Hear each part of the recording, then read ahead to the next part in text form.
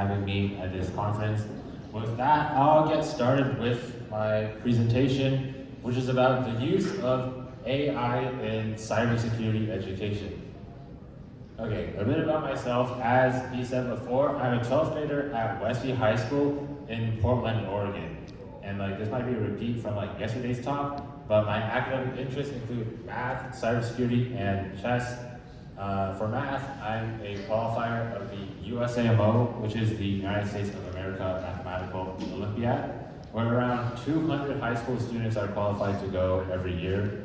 For cybersecurity, I'm the co-founder and president of Youth Cyber Defender, which is a cybersecurity nonprofit, and I also did publish some of my research at the FECS, which is the International Conference on Frontiers in Education for Computer Science and Computer Engineering. Apart from that, I do Science Bowl for Westview High School, and we did secure first place in the region before going to the National Science Bowl competition. Apart from that, my hobbies include tennis, pickleball, and chess, where as a member of the Westview High School chess team, we won the state championship in 2023. A bit about my journey with cybersecurity. I got into cybersecurity mainly through math and computer science, which was, for me, mainly programming.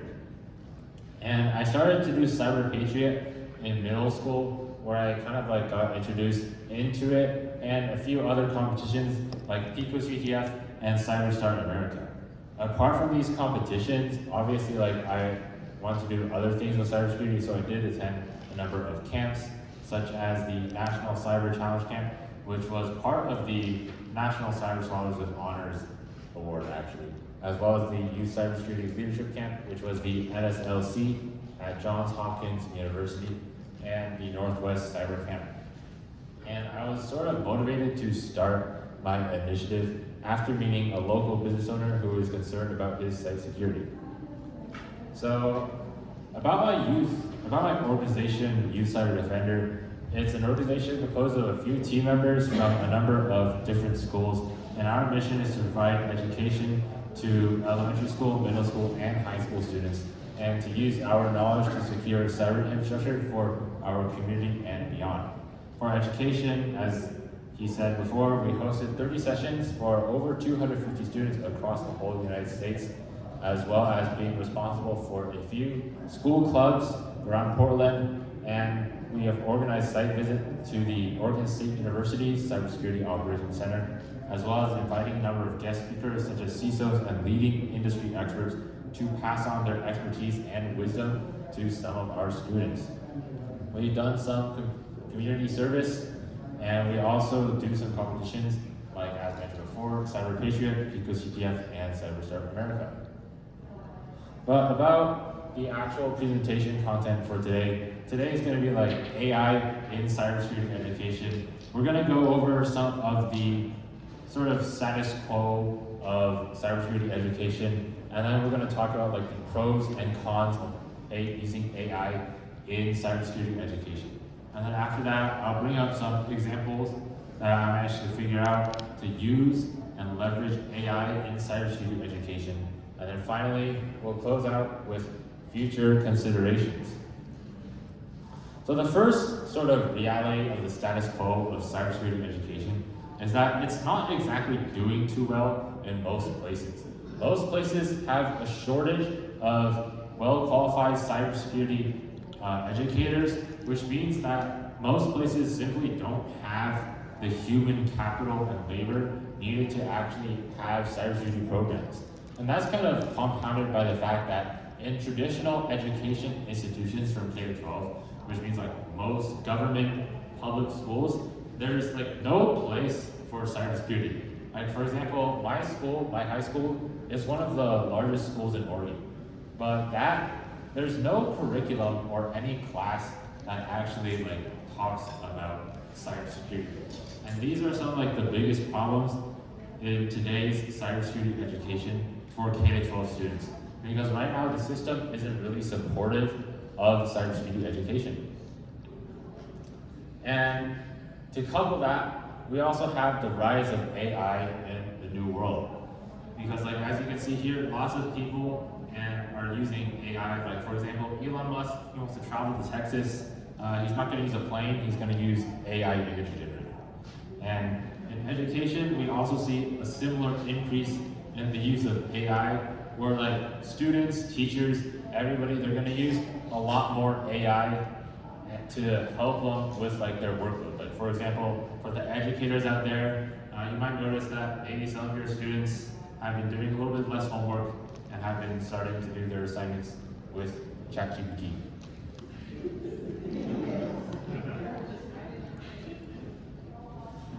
So one of the first benefits that AI in cybersecurity education can have is scalability, which is kind of the fact that like AI can deal with a lot more people than like any single instructor or even a lot of instructors can. Like I would bet that most teachers might deal with like 100 questions a day at most. Like at least in my experience, they don't really get more than 100 questions. And to couple with that, teachers might also do like worse after they get more and more questions. Like we're all humans, teachers are humans too. If they get bombarded with a bunch of stuff, they're gonna get tired and then they're not gonna do as well. But AI, like ChatGPT, it gets 10 million queries per day, which is a lot more than the teacher. And ChatGPT also doesn't really get tired since it's not really human. So even if you ask it a bunch of questions, its responses aren't exactly gonna just fall off a cliff. So this is one of the main benefits of AI in cybersecurity education. Okay, and the second part of scalability is that AI can also deal with a lot more variety of people. So like as you can see here, I have a sample question for all the educators out there. If 3 Sigmas entered Ohio, each having 300 aura, how much aura did Ohio gain, assuming the Rizzler tax is 9 per 100 aura? Does anybody have an answer that isn't reading off the screenshot right there? Yeah, see, he doesn't understand. The thing is that like ChatGPT understands. ChatGPT knows what I'm talking about. And ChatGPT is sort of able to get the answer. And like I think this kind of shows that like AI is able to deal with a lot more kinds of people, which does help its scalability, since that means that like if you have a diverse plethora of people, then AI is a lot better at dealing with that. Okay, one of the other benefits is personalization. So obviously, if you're an educator and you have a large group of people, you can't really individualize your education to all of these people. Like if the curriculum says that we need to read an article to learn, then okay, I guess we're gonna read an article to learn. But the thing is that like obviously that isn't really individualized or personalized to people at all. People have like a lot of different learning styles, and some people might not learn a lot from reading an article, but they might learn more by watching a video. And like AI is able to provide that personalization. Since like people who are able to like use the standard curriculum materials are still able to request that through the AI. But people who might not be so in line with the curriculum are able to request a different method that goes along more with their style of learning. So AI is able to provide more personalization to these people than like a human instructor to a large group of people. And in addition to that, obviously for all the educators out there, you have some students who might be learning a little quickly, some students who might be learning a little slowly, and obviously like if you have to move at the same pace for everybody, there are going to be a bunch of people who are going to get left behind, and there's going to be a bunch of people who are going to be bored because they moved on too fast. But the thing is that like AI doesn't have to move at the same pace for everybody. AI doesn't have to like run the same race with every single student. And like AI can adjust itself to all of its students to be able to provide a more personalized experience for them. A third benefit is adaptability for the future. Obviously, we know that AI, as time goes on, is going to get more and more and more important. So if we start using AI in cybersecurity education right now, not only will the students be able to gain the benefits as mentioned previously, they'll also be able to gain more experience using AI. and in a world where AI is going to become increasingly important, that experience will also be really important in tandem with what they learn about cybersecurity. Furthermore, AI can adapt to new information a lot quicker than a human, because humans, we're kind of susceptible to holding on to earlier beliefs. But AI can adapt to human information, new information a lot longer.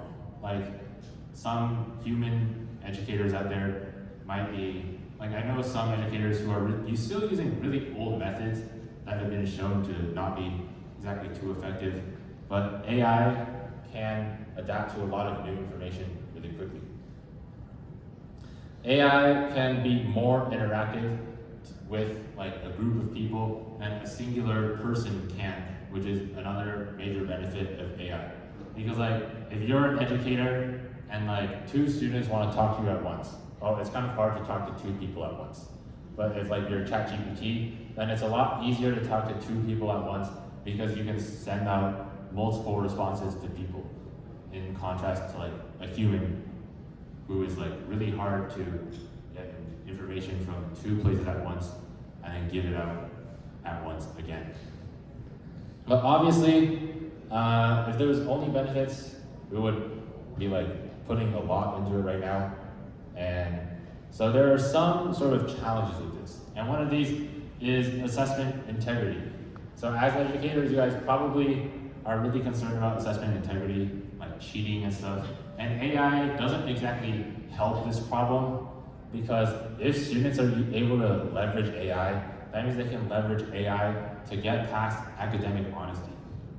And when conducting assessments that are supposed to measure a student's ability, like if you're asking your student to take a test and whatnot, then using AI can severely hamper the validity and integrity of the results of that test.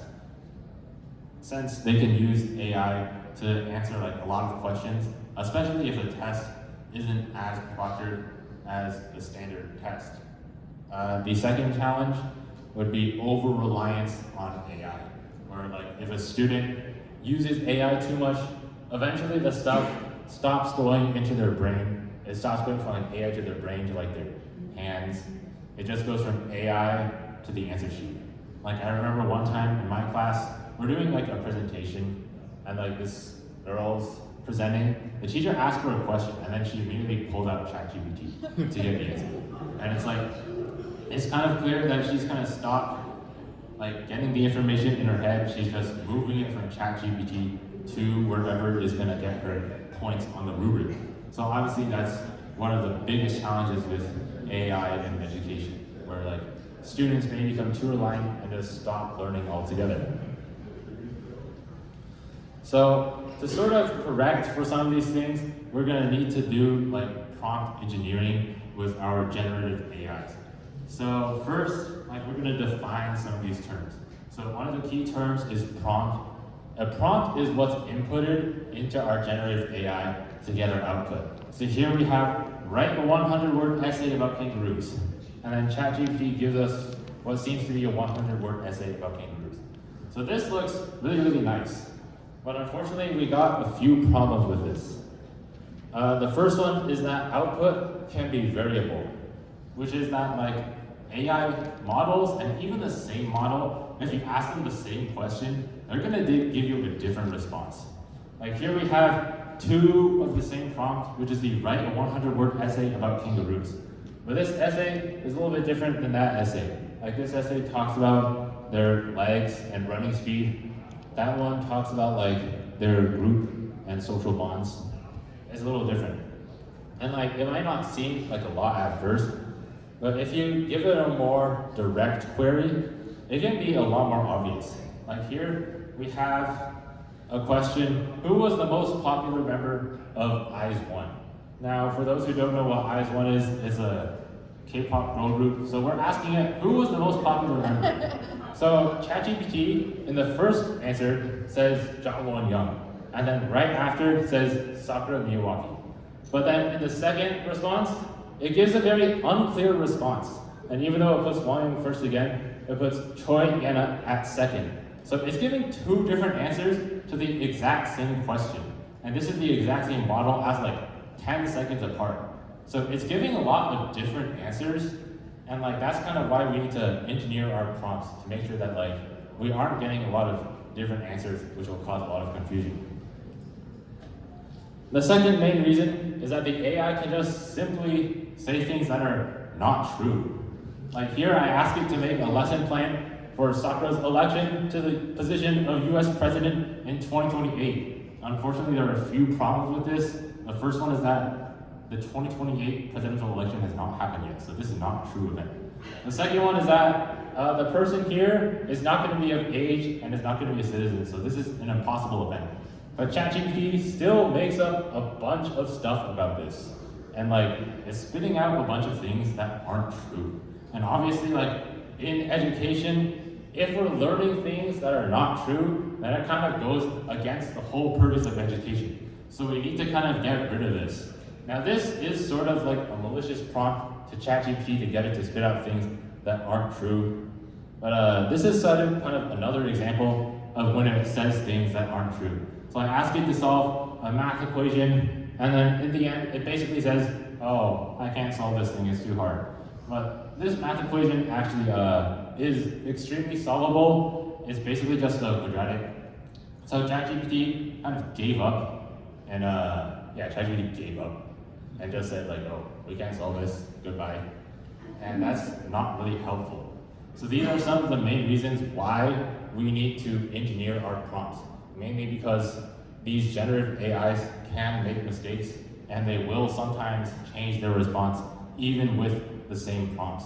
And those obviously aren't good. We want consistency, we want accuracy, so we need to engineer our prompts.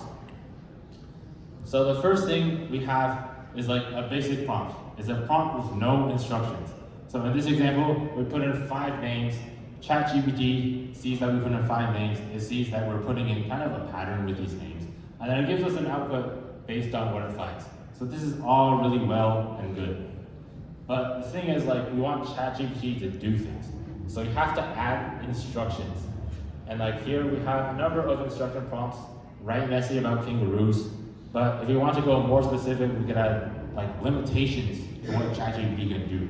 So like write a 100-word essay about kangaroos. That puts a limitation on its output to 100 words. And like write a 100-word essay about kangaroos that talks about their diet and return the output as a PDF. This kind of limits ChatGPT to the topic of what it has to write and sort of the output format. Like it has to give us a PDF, not a bunch of text. And then the last one's the most specific, write a 100-word essay about kangaroos using Egyptian hieroglyphs that talks about kangaroo diet and return the output as a PDF. Here, we're limiting the output again. ChatGPT can't use English or any other language. It has to use Egyptian hieroglyphs. ChatGPT has a little bit of a problem with that one, mainly due to the fact that it can't output Egyptian hieroglyphs. But that's fine. Okay, so one of the main methods with which we can do prompt engineering is with primary content. So primary content is putting in information for the AI to base its response off of. And one of these examples is like you putting examples in our query and try to get what we want. So like here we have kind of a question for ChatGPT. It looks like a lot like an SAT analogy question. So here on the left side we have a seraphim and hive and eyes one. And then on the right side we have Sakura, Guile, and a question mark. And obviously we want ChatGPT to fill in the question mark. So ChatGPT finds a pattern. It says like, oh, they're all the leaders of these groups. And then obviously the answer is going to be John Won Young. But ChatGPT, this is another fabrication by ChatGPT. Because for those of you who aren't really in the know about K-pop, this girl is not the leader of the group. So ChatGPT is just saying a bunch of wrong things again. So here we correct ChatGPT. And sort of another main way this is used is to summarize text. So like here, we have a massive essay about kangaroos. Nobody wants to read that. ChatGPT, please summarize this kangaroo essay for me.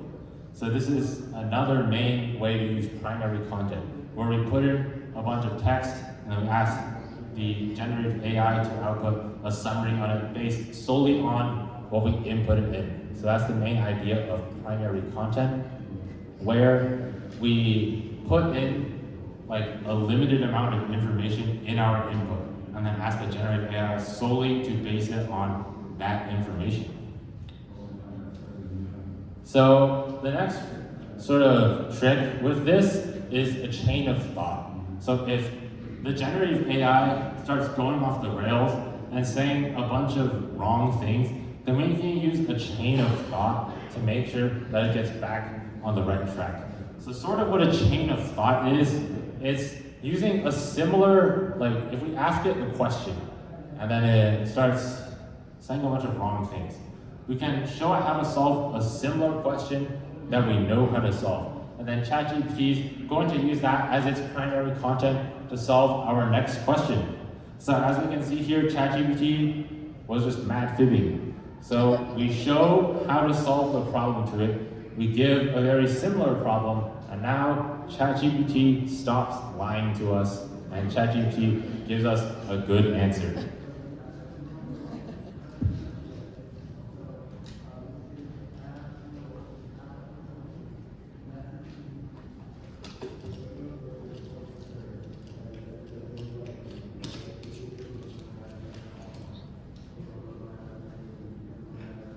Okay, so here we have some case studies about using prompts.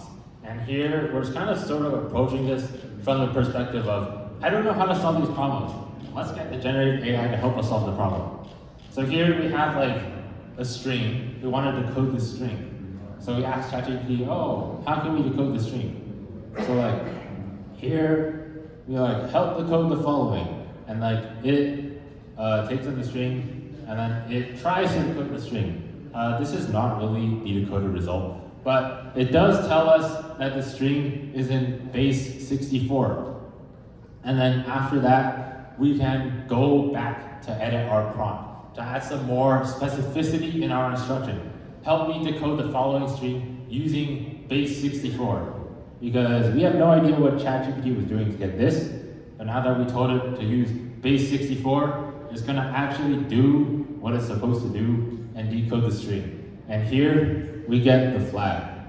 So with this, we can kind of see and we kind of learn that this kind of string is a base 64 string after we use the generative AI to solve the problem. Because we can see a lot of patterns after we ask ChatGPT to help explain the problem to us. We have a lot of a different variety of characters and also the two equal signs at the end that can help us tell that it's base 64. So we can learn that new information.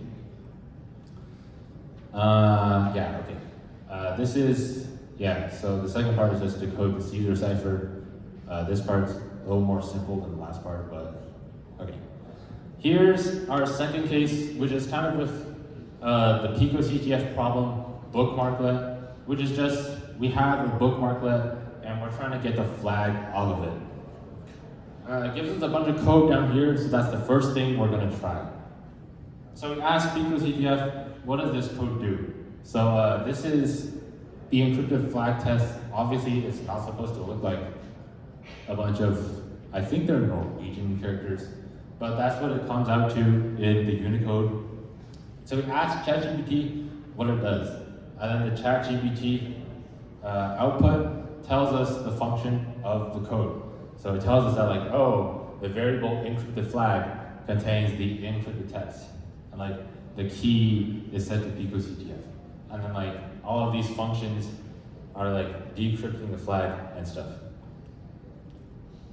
And then after that, eventually this, yeah. And then after that, we try to paste the code to somewhere, try to see what it does. So we're trying to paste it into the console because that's kind of what ChatGPT said where we should paste this bookmark, since that's where we should do it. But unfortunately, we get a problem. We cannot paste the code. So we ask ChatGPT, oh, how do we paste the code? And then ChatGPT, once again, gives us more of these steps to try to paste the code. And eventually, we use the output of what it says to successfully paste the code. Yeah, So here it says that like we should run it in the browser console, or we can create a new bookmark. And then sort of that's how we can learn with ChatGPT. Because like before, if we approach this as a person who doesn't know what a bookmarklet is at all. Like before, I had no idea what this was. But now I know that like a bookmarklet with the explanation of the generative AI, like we can paste it in the console to get it to run. And like we also have these good commands to help us paste things into the console in case things are not really going our way. Okay, so the third problem is this commitment issues one. So here we have a challenge.zip file, and what the problem wants us to do is like is to go through the previous commits of this file and then try to retrieve the flag. Unfortunately, I don't know how to recover old edits on GitHub. So we turn to our best friend, ChatGPT, and we ask it, how can we recover an old commitment on GitHub? And it gives us a few commands like git log or git checkout. So we try what it says. And like here's another strength of ChatGPT. If we give it a really specific query, it can still do pretty well pretty quickly. So like here we get an error message after we've used the git checkout command that it says will work. If we didn't try to use a generative AI and we try to use Google, we might be spending like 3 hours searching Stack Overflow for like a comment with like 3 upvotes. That will solve our problem. But here we can do it in like 5 seconds. We paste it into ChatGPT, and then it gives us a bunch of ways to solve the problem. And then after that, when we solve the problem, eventually we get the flag, which is outputted down there below. So here with this problem, ChatGPT helped us guide through really quickly how we can go through a GitHub repository. Before this, I had no idea how to go through a GitHub repository history, even in like the command terminal. But now like ChatGPT sort of showed us the way. ChatGPT showed us the method with which we could use to solve the problem. And then like this is one of the strengths of ChatGPT. Our fourth case is about SHA-256 hashes of a file. Once again, we have more files, and then we want to find the correct file and then like decrypt it and stuff. But I don't know how to display the SHA-256 hashes of all the files in a directory. And ChatGPT just directly gives us the answer, just like that. And that's kind of like a really quick way that ChatGPT shows off its strength. And then after that, we're able to paste it into the terminal, we find the correct file, and then, yeah, we get the flag.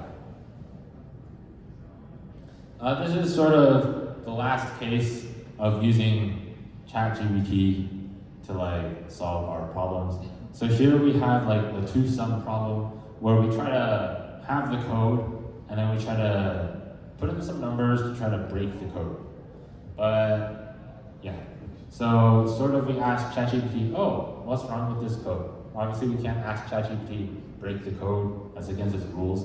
But we can just say that like, oh, we wrote the code, I got told there was a problem, and you see what it is. So ChatGPT gives us all the concepts of the problem. So the first main one is integer overflow in the addition function. So ChatGPT tells us that like by using this insecure addition function, we're allowing for integer overflow. So it explains how we can sort of find the problems with this code. So then after that, it doesn't take a very long time to find the correct integers to trigger this integer overflow, and then we can find the flag. Obviously, since ChatGPT is really strong, we do have to be wary with how we use it. So like the first sort of consideration for this is online assessments. So like here, I did it with PicoCDF problems, but I was also able to do it with like a lot of Cyber problems. I can't really use those because it's against the rules to like put the Cyber problems out there. But ChatGPT was able to do some really good work on those. But that does bring up like a really big problem, because like for competitions like Cybersecurity, we're supposed to be measuring like who's the best at cybersecurity, not who's the best at talking to ChatGPT. It's like we have a race, but one guy can talk to horses, and then he just rides the horse the whole way. Like that's not really a race. So we need to like kind of figure out like, are we even gonna allow this? And like if we don't allow this because we want to evaluate skill, how do we like detect it, and like how do we craft a competition to discourage the use of AI? Because like if we have a guy who can like talk to horses, like obviously we can like see the horse, but if they can talk to like invisible horses that like attach themselves to his shoes, then it's going to be really hard to detect. And we also have to like find a way to discourage the use of talking to horses, like AI in competitions. So maybe like we make all the horses like really slow, and now he doesn't want to talk to horses.